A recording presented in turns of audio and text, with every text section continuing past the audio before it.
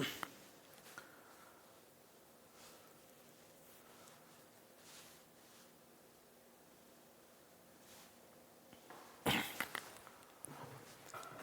Public, जय हिंद। आज हम लोग पब्लिक ऑप्टिक्स का ज्योमेट्रिकल ऑप्टिक्स का आज हम लोग तीसरा लेक्चर करेंगे। ऑलरेडी 2 लेक्चर हम लोगों ने कर चुका है और जो पहले दो लेक्चर हम लोगों ने करा है पब्लिक। एक मिनट, थोड़ा सा मेरा चश्मा छूट गया।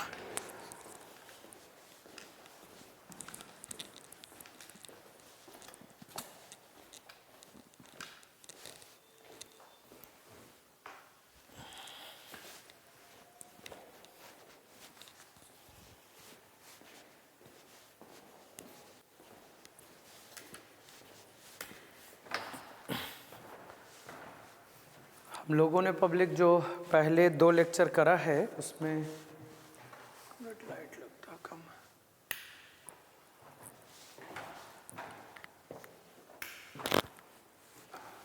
हम लोगों ने 2 लेक्चर जो करा है पब्लिक, उसमें ऑलरेडी आप लोग को पढ़ा दिए हैं इमेज के बारे में। लास्ट क्लास में हम लोगों ने डिस्कस करा था, तो एक नज़र डाल लेते हैं हम लोग लेक्चर 2 में क्या क्या पढ़े थे। लॉ ऑफ रिफ्लेक्शन से रिवीजन करते हैं। लॉ ऑफ रिफ्लेक्शन आप लोग को याद हो जाना चाहिए।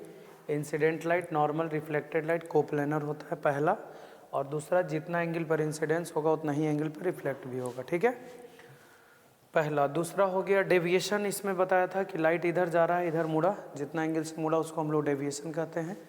तो डेविएशन का फॉर्मूला हो गया 180 - 2i।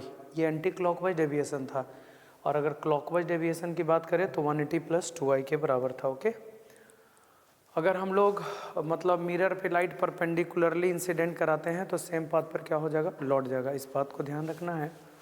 मतलब लाइट नॉर्मली इंसिडेंट होगा तो सेम पाथ पर लौट जाएगा, ध्यान रखना है। ठीक है, उसके बाद में टेंजेंशियली इंसिडेंट होगा तो पास हो जाएगा पब्लिक। नेक्स्ट,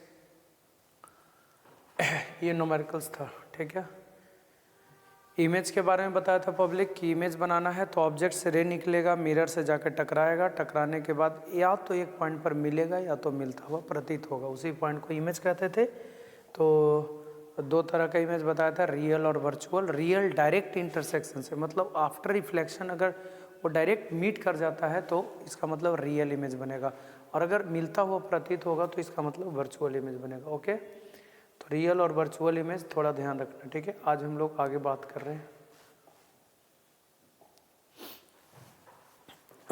लेक्चर 3, ऑप्टिक्स का लेक्चर नंबर 3।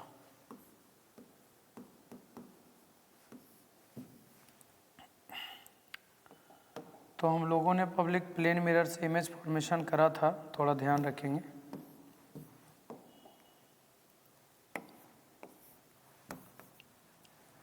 अब आइए, अब हम प्लेन मिरर से जुड़ा हुआ इंपॉर्टेंट चीज़ सीख रहे हैं। ठीक है ना। पॉइंट नंबर पहला, छोटा छोटा बात। और प्लेन मिरर से इमेज तो हम लोग फॉर्म कर लिए थे पब्लिक, ठीक है ना। अब आइए,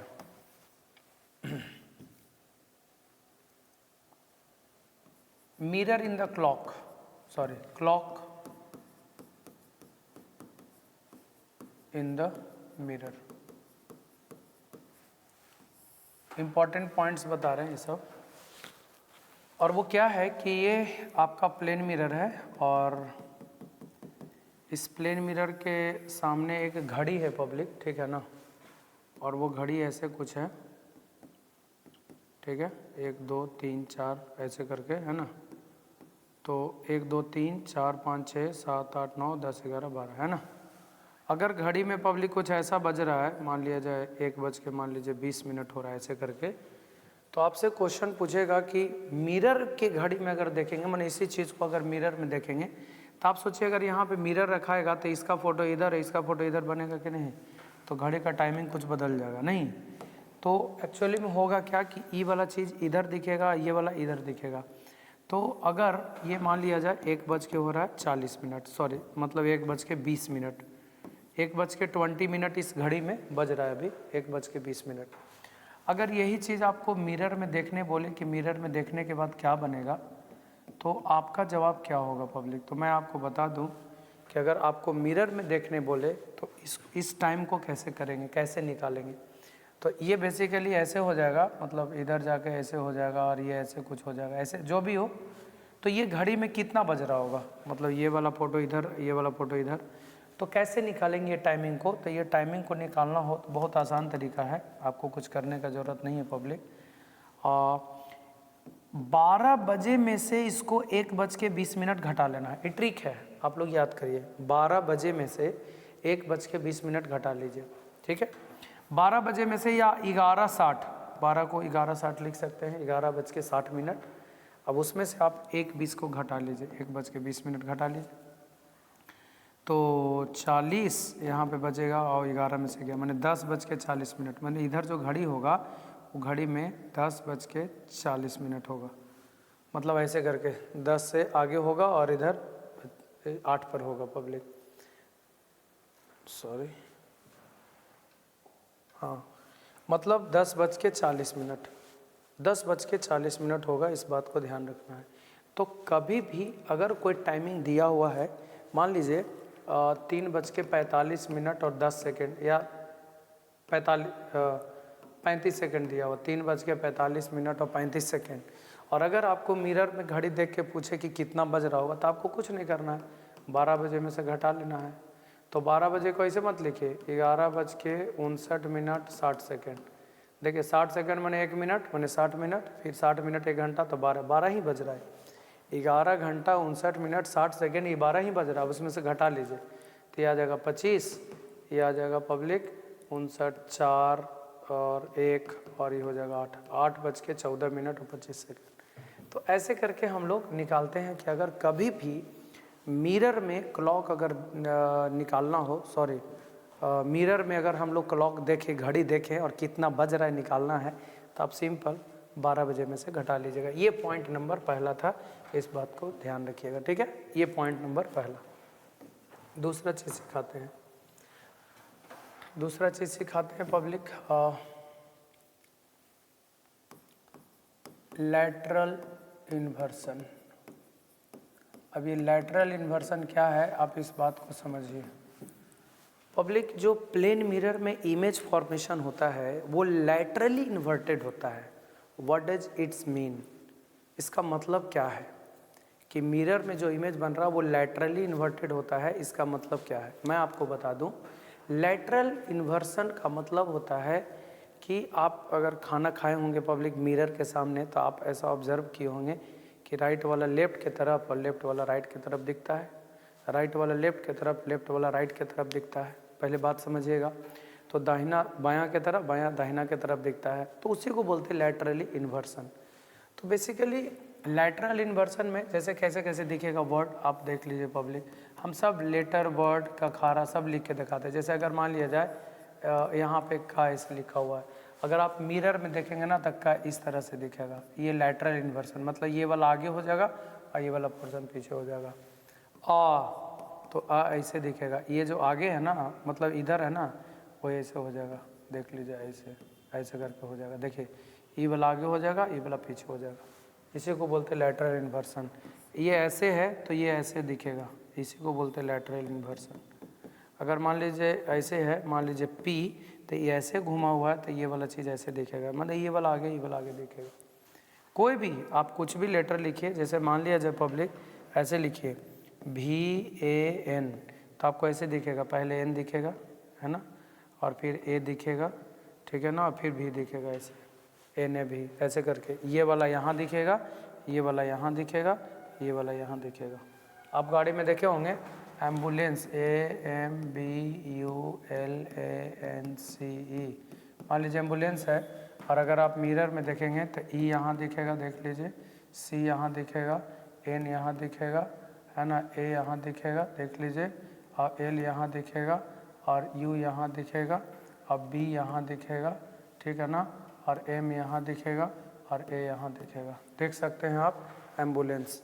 अब गाड़ी में देखे भी होंगे पब्लिक कि जो इमरजेंसी वाला गाड़ी रहता है एम्बुलेंस ऐसे लिखा रहता है ना, एम्बुलेंस, ठीक है, वो इसीलिए रहता है ऐसा लिखा हुआ उल्टा, ताकि हम लोग जब साइड मिरर में जब मिरर जो लगा रहता है उसमें देखें तो ये हमको ऐसा दिखे सीधा, और जल्दी से उसको साइड देना रहता है ना उसको, है ना, जल्दी से उसमें मरीज जाते रहते हैं पब्लिक, तो उसमें साइड देना रहता है जल्दी से, ताकि हम लोग मिरर में पढ़ के जल्दी से उसको साइड दें।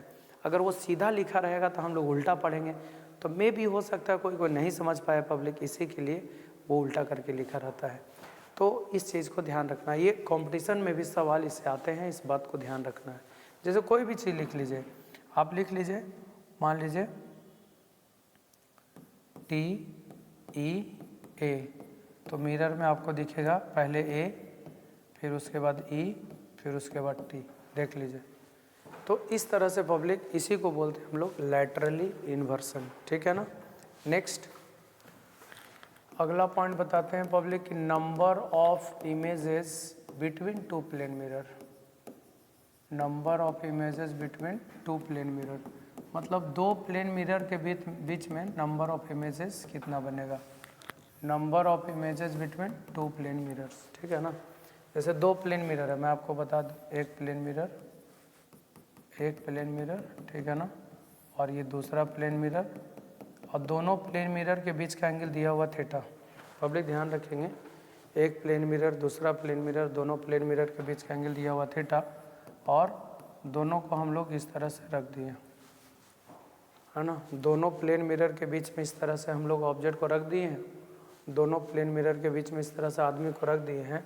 अब कै गो इसका इमेज बनेगा, नंबर ऑफ इमेजेस कै गो बनेंगे, तो पब्लिक अगर दो प्लेन मिरर के बीच में एक आदमी को खड़ा कर दिया जाए, दोनों प्लेन मिरर इंक्लाइंड है थीटा एंगल पे, मतलब दोनों मिररवा के बीच का एंगल हुआ थीटा है, तो कै गो इमेज बनेगा, इसके लिए रूल क्या है, कैसे हम लोग निकालते हैं, फाइंड कैसे करते हैं। तो बेसिकली इसका ट्रिक है, हालांकि प्रोसेस भी है पब्लिक, लेकिन ज़रूरत नहीं है जानना, आप ट्रिक जान लीजिए। डायरेक्ट कभी निकालना होगा तो डायरेक्ट निकालिएगा, कुछ नहीं करना है, 360 में आपको थीटा से डिवाइड कर देना है,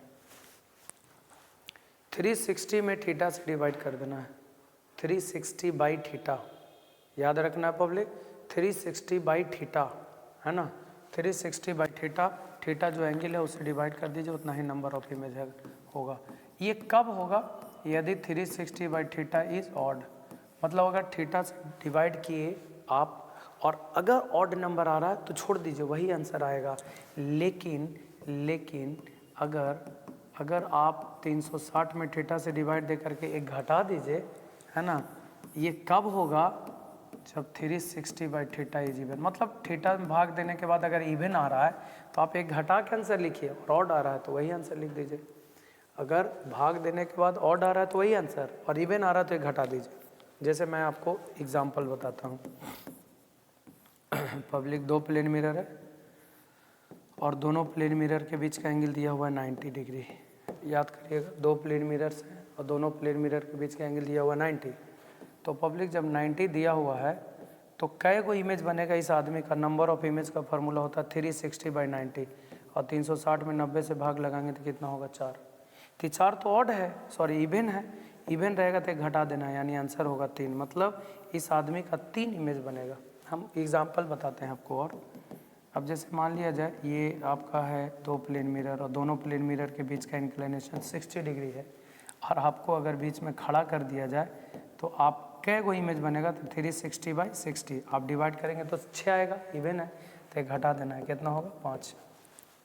आपने कभी सैलून में पब्लिक गया होगा, आप सैलून में गए होंगे तो एक देखते होंगे पब्लिक की इस दीवार में ऐनक लगा हुआ है, एक इस दीवार में, और आप बीच में अगर खड़े होते हैं तो कै गो इमेज बनता है आप देखे होंगे।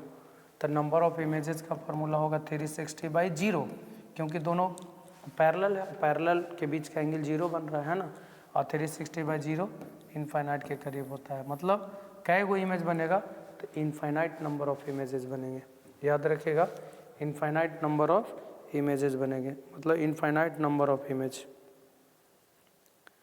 इनफाइनाइट नंबर ऑफ इमेजेस बनेगा, इस बात को ध्यान रखना है। इनफाइनाइट नंबर ऑफ इमेजेस कितना बनेगा, इनफाइनाइट, इस बात को ध्यान रखना है। नंबर ऑफ इमेजेस कितना बनेंगे पब्लिक, इनफाइनाइट।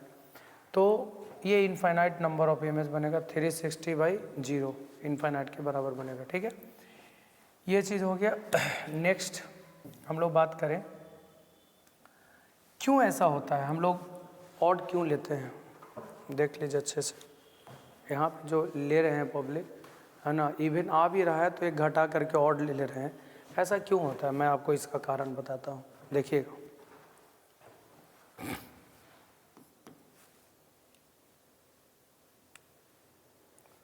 जैसे एक प्लेन मिरर है और ये दूसरा प्लेन मिरर है, ठीक है। एक प्लेन मिरर और ये दूसरा प्लेन मिरर, और दोनों प्लेन मिरर के बीच में एक ऑब्जेक्ट रख दिए हम लोग, ठीक है। तो इसका कै गो इमेज बनेगा, नंबर ऑफ इमेजेस यहाँ पे 90 डिग्री है, तो कै गो इमेज बनेगा। तो पहली बात, अगर यहाँ पे एक ऑब्जेक्ट है तो इस ऑब्जेक्ट का इमेज इस मिरर में यहाँ पर बनेगा। इस मिरर में जितना दूर पर ऑब्जेक्ट उतना दूर पर इमेज, और इस मिरर में जितना दूर पर ऑब्जेक्ट उतना दूर पर इमेज, याद रखिएगा, ठीक है ना। जितना दूर पर ऑब्जेक्ट उतना दूर पर इमेज, जितना दूर पर ऑब्जेक्ट उतना दूर पर इमेज, ठीक है। अब ये जो इमेज बना है इस मिरर के लिए ऑब्जेक्ट का काम करेगा। ये जो मिरर है ना, इसके लिए ऑब्जेक्ट का काम करेगा। पहला का जो इमेज बना है दूसरा के लिए ऑब्जेक्ट का काम करेगा। अब इसका इमेज फिर से यहीं पे बनेगा, ठीक। और ये जो इमेज बना है इस मिरर के लिए ऑब्जेक्ट का काम करेगा और इसका इमेज फिर यहीं पे बनेगा। इसका भी यहाँ, इसका भी यहाँ, मतलब इसका भी यहाँ और इसका भी यहाँ। अब बताइए पब्लिक, दो को कंसीडर करेंगे कि वो, फिर से समझिए, इसका इमेज यहाँ बना इस मिरर में। प्लेन मिरर में खासियत है कि जितना दूर पर ऑब्जेक्ट रहेगा उतना ही दूर पर इमेज भी बनेगा, ठीक है। तो जितना दूर पर ऑब्जेक्ट उतना ही दूर पर इमेज, ठीक है। जितना दूर पर ऑब्जेक्ट उतना ही दूर पर इमेज। अब ये जो इमेज बना इस मिरर के लिए ऑब्जेक्ट का काम करेगा। इसका इमेज एकरा पर और इसका इमेज इसी पर, इसका भी इमेज इस पर और इसका भी इमेज, तो दो को बन रहा है ना। लेकिन बन तो रहा है एक ही को, मतलब इसका भी वही बन रहा है उसका भी वही बन रहा है, तो है दो को, लेकिन काउंट करेंगे एक ही ना पब्लिक। तो 1 2 3 4 नंबर ऑफ इमेजेस तो 4 ही बनेगा, लेकिन दो को कॉन्साइड कर गया, एक ही को पर आ गया, तो काउंट तो एक ही करेंगे। तो 1 2 3 नंबर ऑफ इमेजेस 3, 90 डिग्री है कि ना। 360 में 90 से भाग लगाएंगे तो 4 रहेगा, तो 4 में एक कॉन्साइड कर जा रहा था, 3 कंसीडर करेंगे तो नंबर ऑफ इमेजेस 3 बनेंगे, ठीक है। नंबर ऑफ इमेजेस का फार्मूला 360/90 और माइनस कितना हो जाएगा, 1 के बराबर, और इसका आंसर हो जाएगा 3। इसका आंसर हो जाएगा 3 के बराबर। तो इस तरह से आप लोग ध्यान रखेंगे पब्लिक, ये नंबर ऑफ इमेजेस का ये फार्मूला हो गया है ना। चलिए हम लोग आगे बढ़ते हैं और आगे next.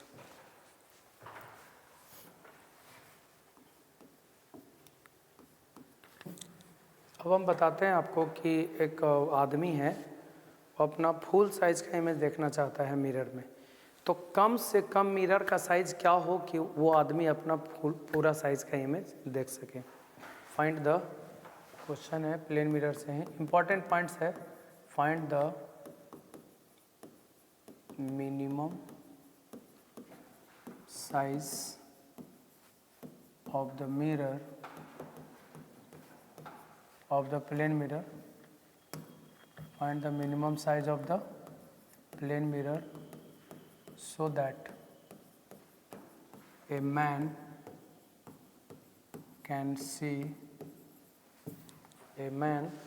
see his full size image.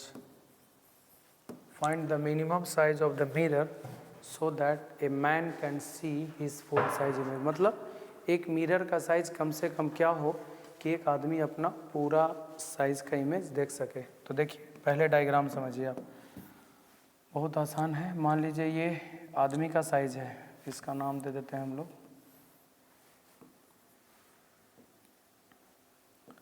AB, ठीक है ना। और एक मिरर है,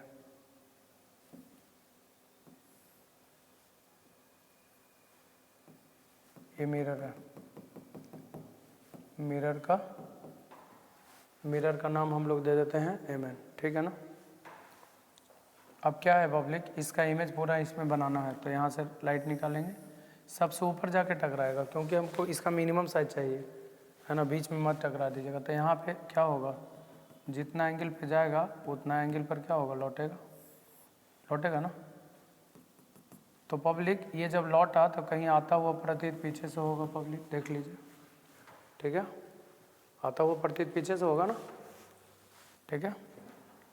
फिर यहाँ से लाइट गया सबसे ऊपर, और यहाँ जा कर के ऐसे मिला, यहाँ पे नॉर्मल है, जितना एंगल पे जाएगा उतना ही एंगल पर, जितना एंगल पे जाएगा उतना ही एंगल पर ये लौटेगा। ये आता हुआ प्रतीत यहाँ से होगा।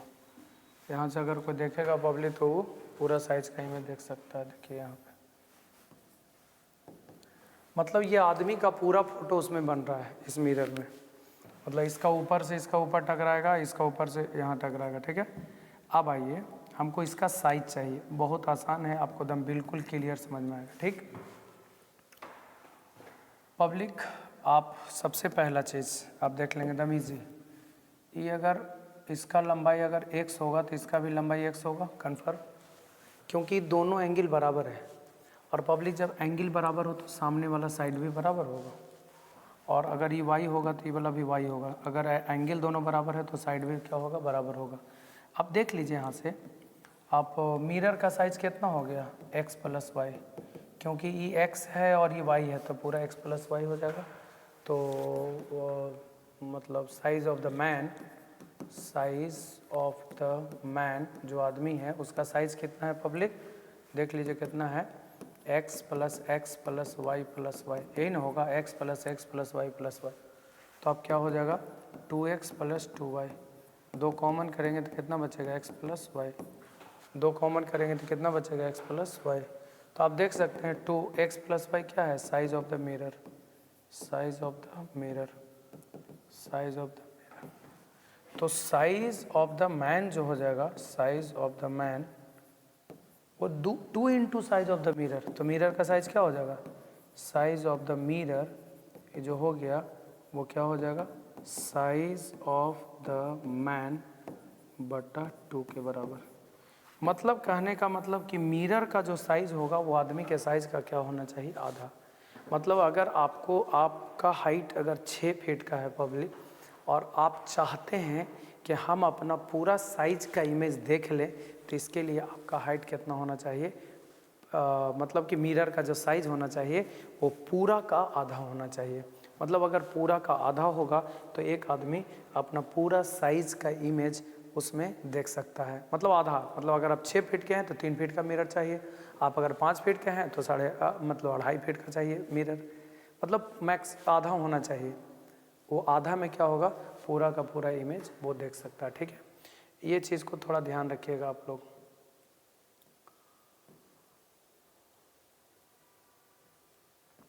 नेक्स्ट अगला पॉइंट है प्लेन मिरर से। एक क्वेश्चन है आपके लिए, हम क्वेश्चन दे रहे हैं, फिर अगला दिन हम चेक करेंगे कि एक मिरर है और पीछे एक दीवार है और ये दोनों के बीच में एक आदमी है। मान लीजिए यहाँ पे आदमी खड़ा है। अब ये आदमी इस मिरर में देखना चाहता है इस दीवार को, दीवार का हाइट h है, ठीक है ना। तो कह रहा है कि ये आदमी देखना चाहता है मिरर में दीवार को, पीछे वाला दीवार को, मतलब ऐसे सामने में मिरर है, मिरर में देखेगा पीछे का दीवार दिखेगा। तो कह रहा है कि minimum size of the mirror कितना होना चाहिए जिससे ये आदमी पीछे का पूरा दीवार देख सके। क्वेश्चन यही है, फाइंड द मिनिमम साइज। आप लोग क्वेश्चन लिख लीजिएगा पब्लिक। फाइंड द, बनाने के लिए होगा find the minimum size of the mirror so that a man can see the full size of the wall,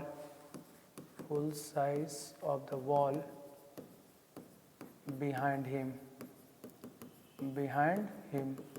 if the man is situated in the middle of wall and mirror। अगर आदमी दीवार और mirror के बीच में हो आदमी, तो कह रहा कितना मिनिमम साइज मिरर का होना चाहिए जिससे वो पूरा फुल साइज का इमेज वो देख सके। तो ये क्वेश्चन आपके लिए होमवर्क रहेगा, ये आप लोग को बनाना है पब्लिक, ठीक है ना। नेक्स्ट एक पॉइंट और है, वो भी हम बताना चाहते हैं, प्लेन मिरर का ही है, ये बना लीजिएगा आप लोग होमवर्क में। है if a plane mirror is rotated through an angle theta, then by how much its reflected light will rotate.